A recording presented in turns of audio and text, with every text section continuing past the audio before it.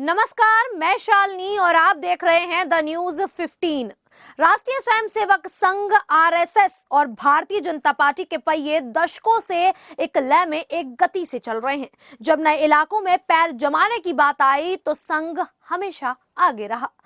यहाँ आरएसएस ने पहले जमीन तैयार की, फिर बीजेपी वहां पहुंची और राजनीतिक रूप से स्वयं को समृद्ध किया। अगर दोनों संगठनों के बीच ऐसा सहज समन्वय और सामंजस्य है तो संघ परिवार की ओर से फिर बार बार असहमति के स्वर क्यों, ये असंतोष के बुदबुदाहट क्यों? जी हाँ, अब ये सवाल फिर से इसलिए खड़े हो रहे हैं क्योंकि राष्ट्रीय स्वयंसेवक संघ आरएसएस के प्रमुख मोहन भागवत ने अभी हाल ही में फिर उठ रहे मंदिर मस्जिद विवाद पर चिंता व्यक्त कर दी है। उन्होंने कहा कि अयोध्या में राम मंदिर निर्माण के बाद कुछ लोगों को ऐसा लग रहा है कि वे ऐसे मुद्दे उठाकर हिंदुओं के नेता बन जाएंगे जो उचित नहीं है। सहजीवन व्याख्यान माला में भारत विश्व गुरु विषय पर व्याख्यान देते हुए उन्होंने समावेशी समाज की वकालत की और उन्होंने कहा कि भारत को दुनिया के सामने ये साबित करना होगा कि विविधता के बावजूद एक साथ सद्भावना से रहा जा सकता है। असल में मोहन भागवत ने भारतीय समाज की बहुलता को रेखांकित करते हुए रामकृष्ण मिशन में क्रिसमस के उत्सव का उदाहरण दिया। उन्होंने कहा कि ऐसा केवल हिंदू समाज ही कर सकता है क्योंकि यह समाज समावेशित में विश्वास रखता है। उन्होंने इस बात पर जोर दिया कि भारत को सद्भावना का एक मॉडल बनाना चाहिए ताकि दुनिया को प्रेरणा मिल सके।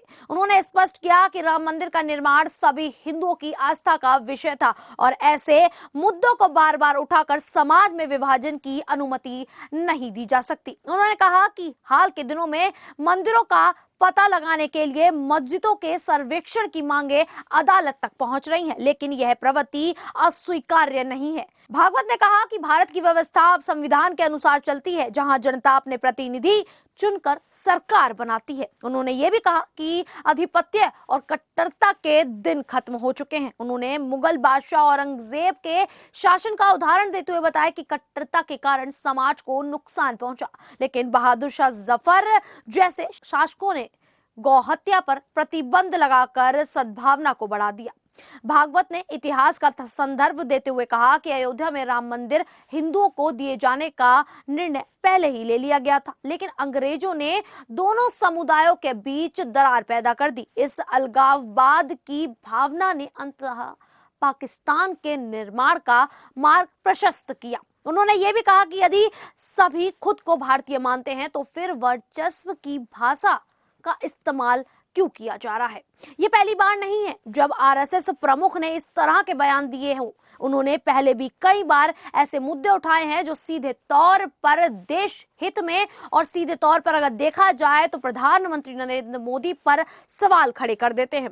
लोकसभा चुनाव के नतीजे आने के बाद कांग्रेस महासचिव जयराम रमेश ने एक्स पर एक पोस्ट में दावा किया था कि 4 जून 2024 के बाद से नॉन बायोलॉजिकल प्रधानमंत्री और आरएसएस के बीच संबंधों में गिरावट आई है।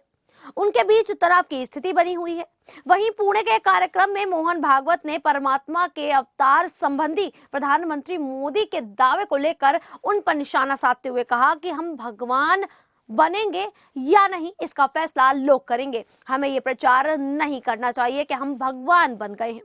भागवत ने बीते दिनों ऐसे कई बयान दिए जिसके बाद ये कहना कि भागवत पीएम मोदी को निशाने पर ले रहे हैं सही साबित हो रहा है। हालांकि भागवत ने अपने बयानों में प्रधानमंत्री नरेंद्र मोदी का नाम कभी नहीं लिया था, लेकिन जिस प्रकार से आज फिर मोहन भागवत ने मंदिर मस्जिद विवाद पर कहा कि अयोध्या में राम मंदिर निर्माण के बाद कुछ लोगों को ऐसा लग रहा है कि वे ऐसे मुद्दे उठाकर हिंदुओं के नेता बन सकते हैं, तो सीधे तौर पर भारतीय जनता पार्टी की सरकार पर ये निशाना साधा जा सकता है और माना भी जा सकता है।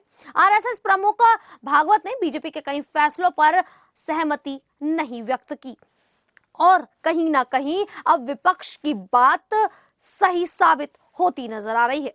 आप लोगों को क्या लगता है कि आरएसएस और भारतीय जनता पार्टी के रिश्तों में अब खटास आती नजर आ रही है या फिर कहीं ना कहीं ये भी किसी प्रकार की कोई रणनीति है, क्योंकि विपक्ष लगातार भारतीय जनता पार्टी और आरएसएस के मुद्दों को लेकर, उनके रिश्तों को लेकर बयानबाजी करते रहे हैं। फिलहाल इस पूरी जानकारी को लेकर क्या राय है आपकी, आप हमें कमेंट करके जरूर बताइएगा और इसी प्रकार की देश और दुनिया से जुड़ी खबरों के लिए देखते रहिए द न्यूज़ 15।